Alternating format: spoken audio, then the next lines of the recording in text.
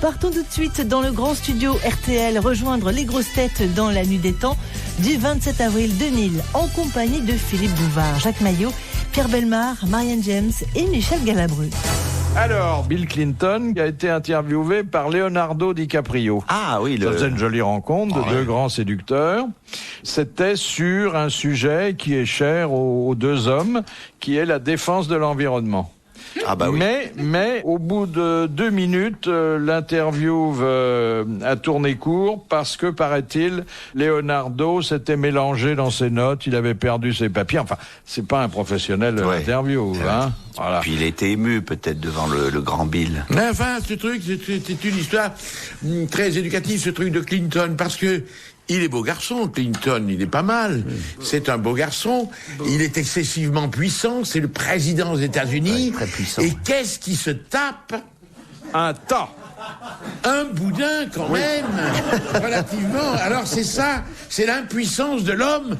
Si le président des États-Unis, avec une belle gueule, jeune, ne peut se taper que ça, et a besoin d'un cigare, un homme comme moi, qu'est-ce que ça va se taper? Mais il est moche, Bill Clinton. Enfin, vous le trouvez bien? Non, franchement, il est il est pas mal, Bill Clinton. Oh, par rapport mais les femmes, vous êtes toujours pareil, toujours difficile. Moi, c'est comme une amie, me disait toujours, je disais, j'allais tourner avec Delon, alors, je disais, venez voir Alain Delon, il est beau. Oh non, elle me faisait, non, il est pas, non, oh non, je l'aime pas tellement. Et puis, je l'ai amené au studio, elle a rencontré Delon, elle a été lamentable. Elle fait, vous n'êtes pas franche. Vous n'êtes pas loyal. Bill Clinton, il est tout rouge, il a les yeux enfoncés, il a une sorte de il est rouge quand il jouit, comme tout le monde. Il est moche, Pas moche. il est moche. Où allons-nous, alors? Mais parce que toute la classe politique, généralement, ils sont vilains, je suis désolé. Ils sont vilains il se trouve qu'il est un peu plus jeune que les autres. Ils sont âgés, ils sont trucs. Mais Clinton, moi, je trouve pas mal. Ça a toujours été. Les femmes n'aiment jamais rien. Mais après, il faut voir ce qu'elle tape, elle. Mais Monica est pas plus vilaine que lui. Clinton est pas mal. Mais Monica n'est pas plus un boudin que lui. Non, est bon, Monica n'était pas mal. Elle n'est pas mal, je reconnais. Peut-être qu'elle avait des tendances. Mais elle s'était allée, c'était très gros, à un moment donné. Très gros, car elle a senti qu'elle était arrivée comme Napoléon. Napoléon, quand il n'est rien, il est maigre. Et quand il a triomphé, il est gros. Moi aussi. Vous voyez ce que je veux dire? Je comprends pas. Et Monica s'est laissée aller un peu quand elle a cru que tout allait lui tomber, si je puis dire. Et parce qu'elle était grosse, c'était donc un boudin, c'est ça? Ah, je vous vois venir. Alors ça, c'est lamentable. Ça, c'est lamentable. D'abord parce que vous êtes belle. Est-ce qu'elle lui a tout ça? C'est rayonnant. Vous avez un visage rayonnant. Et si j'avais les moyens, je vous ferais bien un brin de coude. Mais est-ce qu'elle lui a tout simplement... Est-ce que les très très belles femmes sont pas trop impressionnantes aussi? Est-ce que Clinton s'est pas retrouvé justement avec quelqu'un de proche et de quelqu'un qui justement était... Surtout, elle avait une vertu, elle était dans le couloir vers minuit. Hein. Voilà. C'est dire que toute femme a sa chance. Allez vous promener au Ritz, dans les couloirs. Le soir, à minuit, vous vous tapez le roi du pétrole. Et le lendemain, vous vous réveillez, vous avez 3-4 puits. Et vous m'en donnerez bien un bidon, merde. La femme ne sait pas la puissance qu'elle a. La femme ne sait pas la puissance qu'elle a. Allez au Ritz au lieu de glaner dans les bistrots obscurs. Au Ritz. Mais je veux pas de puits, moi. Comment pas de puits? Je vous mettrai 4-5 puits, là. Oh. On sortirait bien ensemble un soir. Oh, vous me mettrez rien du tout. RTL, 4h, 4h30, dans la nuit des temps des grosses têtes de Philippe Bouvard. Monsieur Michel ne se déshabille jamais, lui. Ah, si, ça m'est arrivé, malheureusement. Et alors? Dans un film nu? Oui. Et alors? Vous savez, je tournais, à un moment donné, quand je tournais des films tellement cons, que je ne regardais pas le scénario. Je ne le lisais pas. Je regardais le chèque, le prix du chèque. Et alors, j'étais parti aux Indes, sans avoir lu le truc. Aux Indes. Et je me trouve au Taj Mahal, superbe palais, à Bombay. Et là, on a stationné 8 jours avant d'aller tourner à Goa. Et là, je me suis dit, il faut quand même que tu lises. Je lis, et je deviens vert, car j'étais tout nu, à un moment donné, avec un copain. Nous étions tout nus. Avec un homme? Oui, un autre homme. Et alors... Mais comment c'était justifié, ça? Oh, j'en sais rien. Oh, alors, ça, je sais pas, j'ai pas compris. Peu importe, je ne regardais que ça. Il fallait que je me mette tout nu. Et que je cours dans tout l'hôtel. Ah, tout nu dans avec mon truc.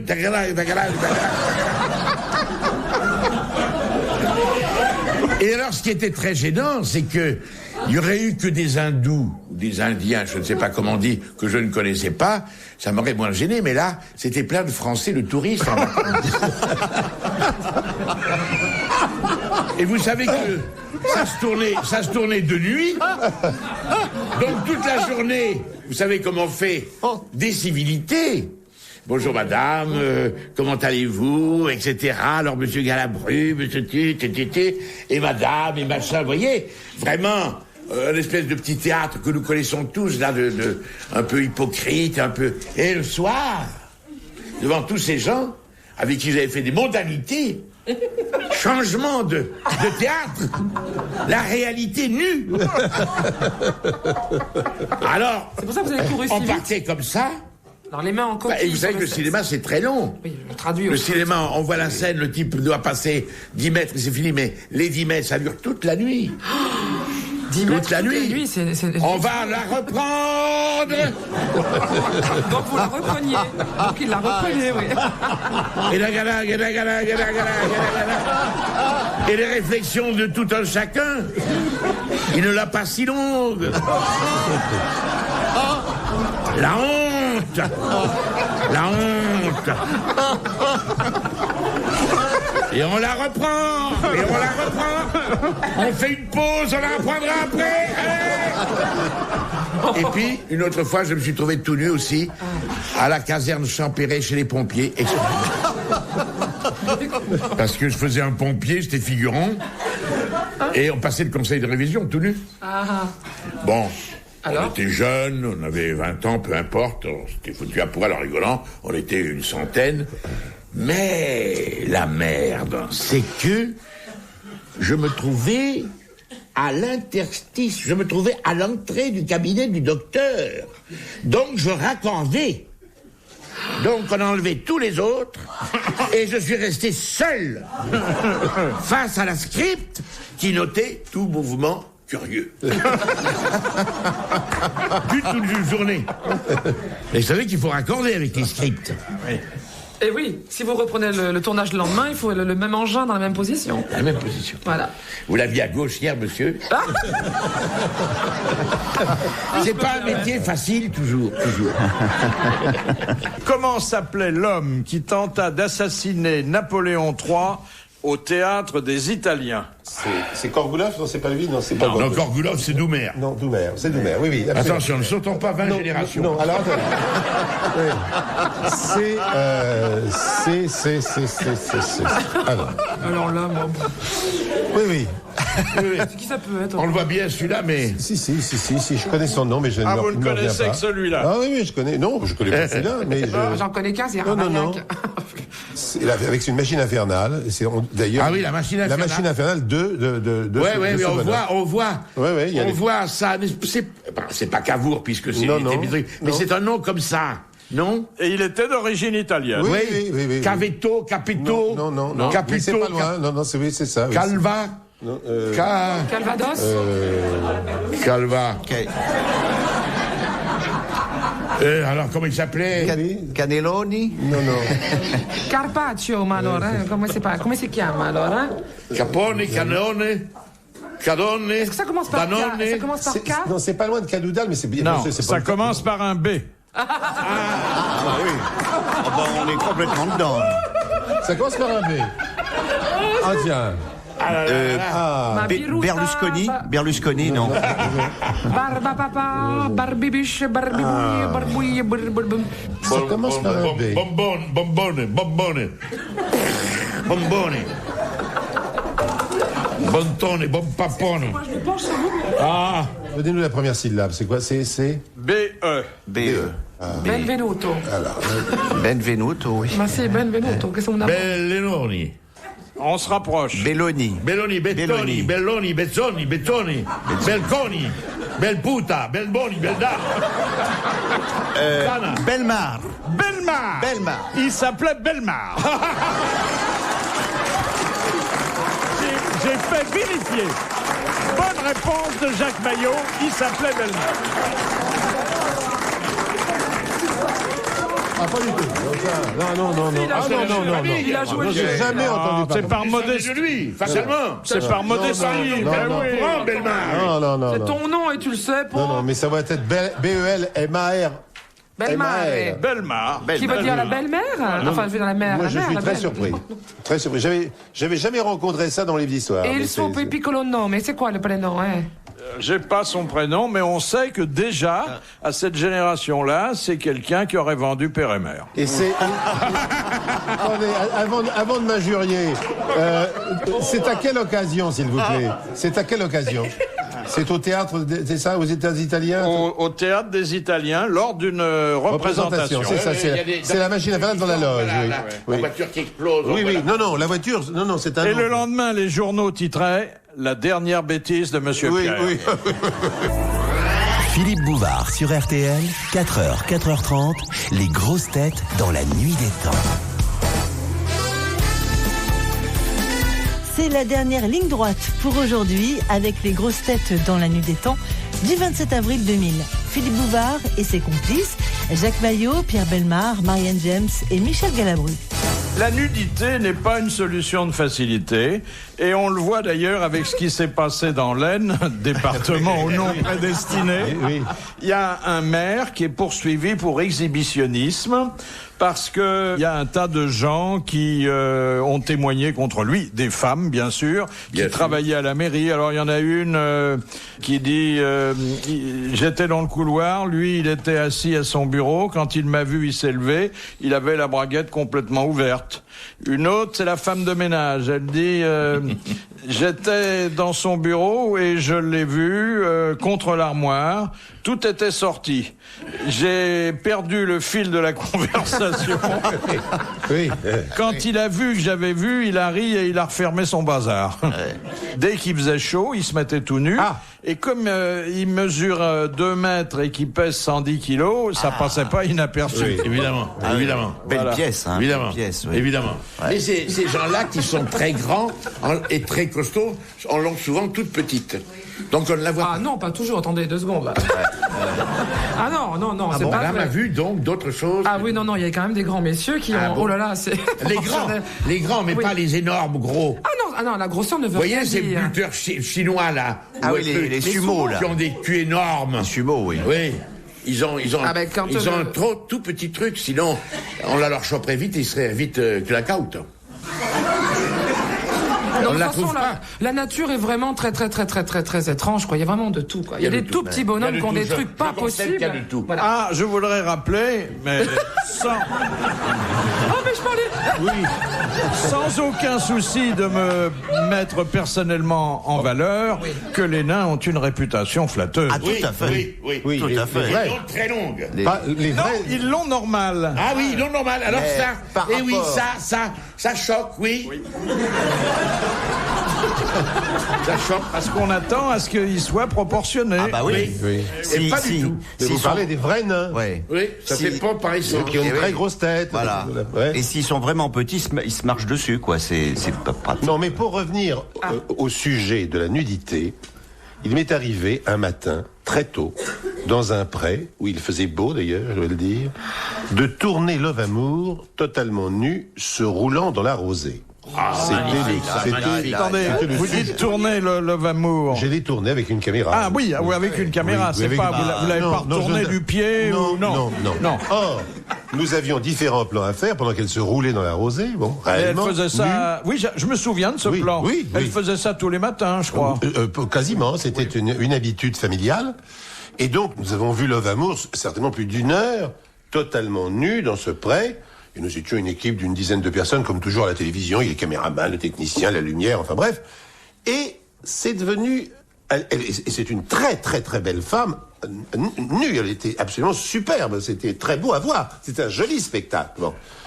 Et j'avoue que la première impression, évidemment, on se dit, nom de Dieu, est-ce que je vais pas avoir une réaction qui serait visible de l'extérieur? Bon. Mais vous n'étiez pas nu, vous? Non, j'étais pas nu, mais on peut toujours voir des choses. Mais il y a des bosses. Des bosses, oui. Mais absolument, absolument. Mais au bout de 10 minutes, un quart d'heure, ce phénomène a complètement disparu. Et c'est le cas, d'ailleurs, des nudistes, c'est la même chose. Et c'est fini. Ça devient quelque chose de naturel, de normal. On regarde l'herbe. Et on ne regarde plus spécialement. On devrait tous se mettre On est nus intéressé maintenant, que par l'herbe. Hein, Philippe, on devrait tous être nuls, public, tout ça. J'ajouterais que cette femme, ayant eu cette profession de quasiment danseuse nue, puisqu'elle était presque toujours nue lorsqu'elle faisait ses numéros, a une grâce, si vous voulez, infinie, et se meut de telle sorte que vous dites jamais... se meut parce que c'était dans un champ. Oui. Se déplace, si vous préférez. De telle sorte. Mais là, un regard à se meut, hein. Que c'est toujours beau. Que c'est toujours beau. Vous voyez ce que je veux dire? Oui, toujours, oui. Jamais, Donc, ça veut dire vous l'aviez dans le mouvement des jambes, etc., etc. Vous l'aviez filmé quand elle regardait les trains qui passaient? Non, écoutez. Non, mais c'est vrai qu'elle est Vous avez un très joli document, très très beau document. La roseuse arrosée. Tout à fait. C'était dans la rosée, c'était très agréable. Elle est originaire de Bordeaux, je crois. C'est la blonde d'Aquitaine, je crois. Ouais. C'est pas si de Bordeaux, mais je crois que c'est les Charentes. Mais qu'est-ce qui vous avait donné envie de la mettre comme ça dans C'était à cause de Patrick Sébastien, notre camarade, qui faisait des paris et des affirmations dans une émission qui s'appelait Super Nana. Oui, tout à fait. Et elle avait affirmé donc qu'elle prenait des bains de rosée le matin. Et donc, pour prouver nos dires, nous avions réellement été la tournée en train de faire ça. Voilà. Mais c'est un très très beau souvenir, hein, car c'était très très chouette. Hein. Quelle belle salle de bain. Hein. Voilà. Moi j'ai fait ça avec Brigitte Lahaye, je me rappelle. J'avais fait un pari comme quoi elle soignait le rhume. Et ce qui est vrai d'ailleurs. Juste avant d'un soir, j'avais vraiment un problème de nez. Et alors elle fait l'imposition des mains. Et là on sent vraiment une chaleur et ça m'a vraiment dégagé les trous de nez. Ah bon. Bien. Bon. Qu'est-ce que les sexologues nomment la desmophilie? La desmophilie?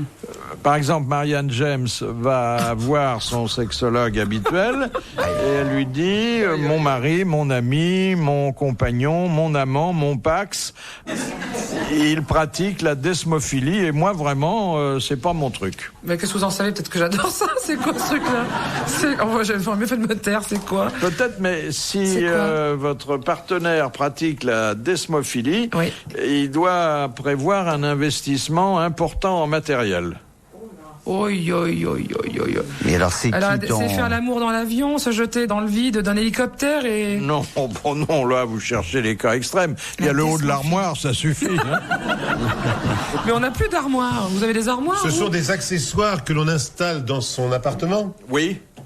Ah bah c'est les fouets, les choses comme ça. Alors c'est pas le fouet, mais on se rapproche. C'est tout ce qui se fait avec le cuir, c'est-à-dire. Il peut y avoir du cuir, mais le bondage, toutes ces choses-là. Cuir et métal. Hein. Cuir et métal. Alors les menottes, les choses comme ça. Alors voilà. C'est donc la tendance d'attacher sa partenaire à enchaîner son partenaire pour qu'il vous soit davantage attaché. Et ils le font ça. Et pendant les rapports sexuels. Ah bon? Oui, bien sûr. Oui, c'est ça qui est intéressant. Autrement, c'est pas. Parce qu'ils le font dans les fourgons de police. Ils attachent les gens avec des menottes. Oui. Mais je vois pas la racine d'esmophilie. Je pensais plutôt. Mais c'est quoi la racine du mot là? Ça, oui, je cherche aussi. Ah ça, les racines, c'est très. Il faut voir Icazaraï pour ça. Démon, non? Le démon? Ami du démon. Ah, le fil du démon. L'ami du démon. Alors que d'origine grecque, ça ferait Desmos, peuple, non? Ami du peuple. Alors là, on ne voit plus. Oui. Plus du tout. Mais vous cherchez la racine du mot d'esmophilie. Vous seriez consentante. De quoi? D'attacher ou d'être attaché? Oui. Mais ça dépend. Mais une fois de plus, ça dépend avec qui, avec quoi. C'est toujours le même problème. Si vous tombez sur un homme, par exemple, très très très fort, plus fort que moi, c'est pas évident parce que je suis assez, n'est-ce pas, puissante. Et s'il arrive à vous retenir avec une seule de ses mains, vos mains, vous, et qu'il vous les retient comme ça à l'arrière avec une seule, mais c'est merveilleux ça. Et sans que vous puissiez vous enlever vos mains, mais ça c'est merveilleux. C'est lui qui vous tient vraiment d'une seule main. Ça c'est formidable. Mais de là mettre des menottes, non, c'est pas mon truc. Non, pas de menottes, des chaînes, un peu de ficelle, même si vous n'avez pas les moyens. Je fouillais dans des vieux journaux, je tombe sur lui, qui avait consacré un article à ma joyeuse personne à cette époque-là. Vous savez que lui était un mélange d'articles relativement sérieux et de photos, évidemment, très, très déshabillés.